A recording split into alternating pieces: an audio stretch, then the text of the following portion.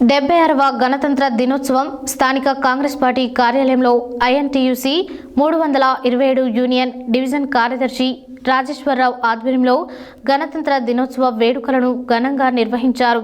ఈ కార్యక్రమానికి ముఖ్య అతిథులుగా స్థానిక శాసనసభ్యులు బత్తుల లక్ష్మారెడ్డి, కాంగ్రెస్ జిల్లా అధ్యక్షులు కేతావత్ శంకర్ నాయక్, ప్రముఖ నాయకులు పాల్గొన్నారు.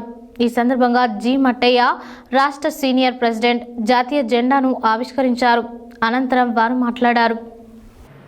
76వ గణతంత్ర దినోత్సవం స్థానిక కాంగ్రెస్ పార్టీ కార్యాలయంలో 327 యూనియన్ డివిజన్ కార్యదర్శి రాజేశ్వరరావు ఆధ్వర్యంలో గణతంత్ర వేడుకలను ఘనంగా నిర్వహించారు. ఈ కార్యక్రమానికి ముఖ్య అతిథులుగా స్థానిక శాసనసభ్యులు బత్తుల లక్ష్మారెడ్డి, కాంగ్రెస్ జిల్లా అధ్యక్షులు కేతావత్ శంకర్ నాయక్, ప్రముఖ నాయకులు పాల్గొన్నారు. ఈ సందర్భంగా జి మట్టయ్య రాష్ట్ర సీనియర్ ప్రెసిడెంట్ జాతీయ జెండాను ఆవిష్కరించారు. ఈ సందర్భంగా వారు మాట్లాడుతూ, మన భారతదేశం గణతంత్ర దేశంగా ఏర్పాటై నేటితో 76 సంవత్సరాలు పూర్తి చేసుకుందన్నారు.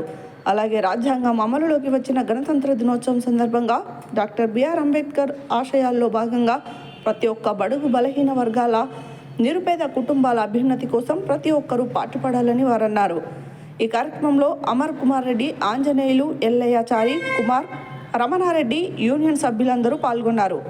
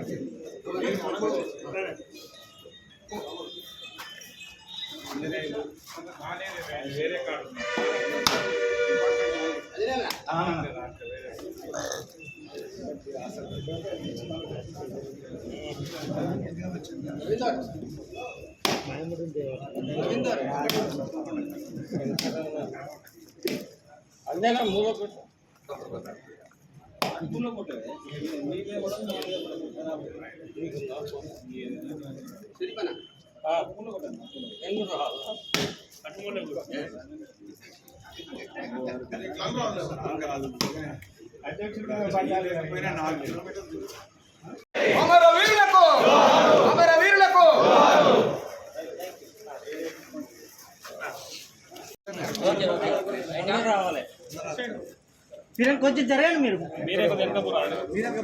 మీరు జరిగి వెనక్కి పోతుంది. మీరు వెనక్కి పోతుంది. వెనకరా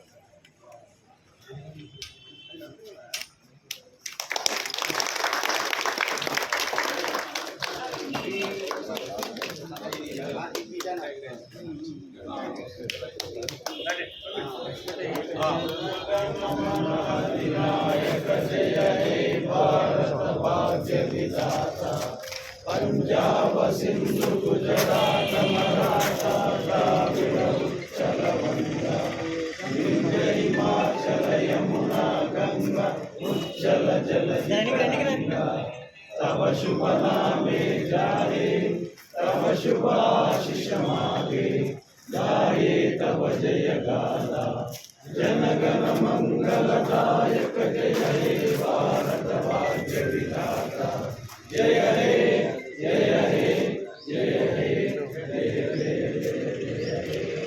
జై బోలో స్వతంత్ర భారత్ కి ఈరోజు 76వ గణతంత్ర దినోత్సవం సందర్భంగా మా 327 యూనియన్ ఆఫీసు ఐఎన్టీసీ అనుబంధమైనటువంటి యూనియన్కు సంబంధించింది.